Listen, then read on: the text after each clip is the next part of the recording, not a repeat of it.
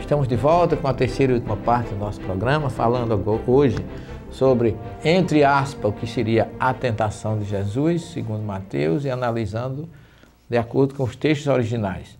E você tem aqui as nossas obras, analisando as traduções bíblicas, que mostra leva você para uma leitura reflexiva do significado dos textos sagrados e o que os homens têm feito através dos tempos, com os conceitos religiosos, mudando aquilo que realmente é importante nos textos sagrados.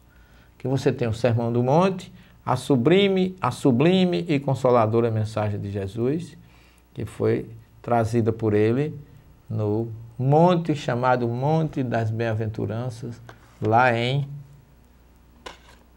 às margens do mar da Galileia. Aqui nós temos o Bereshit, o Gênesis traduzido direto do hebraico para o português, 1534 versículos, traduzido por mim, pelo meu companheiro Gade Azari, amigo lá de Israel. O Evangelho Cristianismo Primitivo, prefaciado pelo nosso irmão e amigo Doaldo de Cílio Pagotto, arcebispo da Paraíba, e a Didaquê, que é um livro didático que nós produzimos com o professor Fabrício lá no nosso grupo Bereshit, do mestrado em Ciência das Religiões.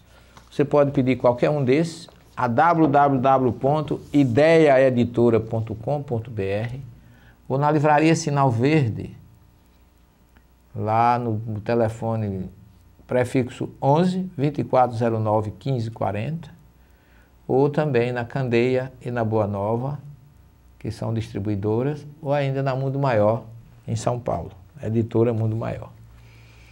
E agora, meus amigos, vamos continuar fechando a nossa terceira parte de hoje com a história de que Satanás levou Jesus a um monte muito alto. Ele já estava num monte muito alto. Quando você chega em Jericó, Jericó é uma cidade diferente, é a cidade mais antiga do planeta. Fica a 412 metros abaixo do nível do mar.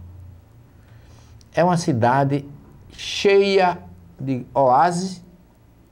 Você tem a cidade, tem o oásis, tem o Vale do Jordão, tem o Rio Jordão, tem o Monte Nebo, tem o Monte das Tentações, como a gente acaba de falar.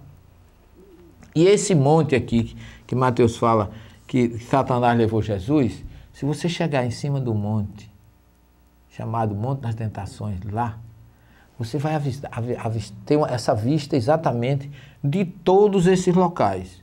Jericó, Vale do Jordão, Rio Jordão, Mar Morto. Você avista ali próximo às cavernas ruínas de Qumran, onde viveram os essênios. Então, simbolicamente, ali está deserto, oásis, vale, rio, montanhas, Mar Morto. Ali você tem um exemplo pequeno de todas as regiões do mundo, do planeta. Por isso que ele oferece, segundo Mateus, todos os reinos do mundo. É como se Jesus dissesse: aqui eu estou tendo uma vista de tudo que existe no planeta Terra. E eu, como filho de Deus, com o poder que eu tenho, espiritual e material, se eu abraçar o material, eu serei rei de todas essas regiões, de todo esse planeta. Não que Satanás pudesse chegar e oferecer a Jesus o que ele não tinha. Mesmo porque o texto diz assim: tudo isso te darei se prostrado me adorar. Como é que Jesus ia adorar Satanás para ganhar de Satanás o que Satanás não tinha? Satanás, se existisse, seria dono de alguma coisa? Teria alguma coisa material que ele fosse dono? Claro que não. Então Jesus, como filho de Deus, tinha direito a tudo como herança. Já era o dono. Não precisava de Satanás vir e pedir para ele adorá-lo para poder receber.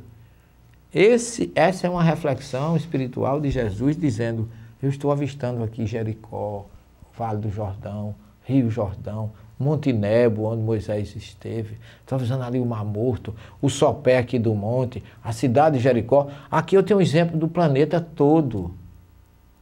de todas as suas estruturas, terra, água, deserto, montanha, vale, rio, tudo, porque dá uma visão muito, quando você chega ali em cima, em Jericó, eu fico vendo aquilo ali, me lembrando exatamente dessa passagem de Mateus, que ali reflete tudo que existe, todas as estruturas do planeta, e que se Jesus quisesse, ele seria dono absoluto, mas o que é que ele diz?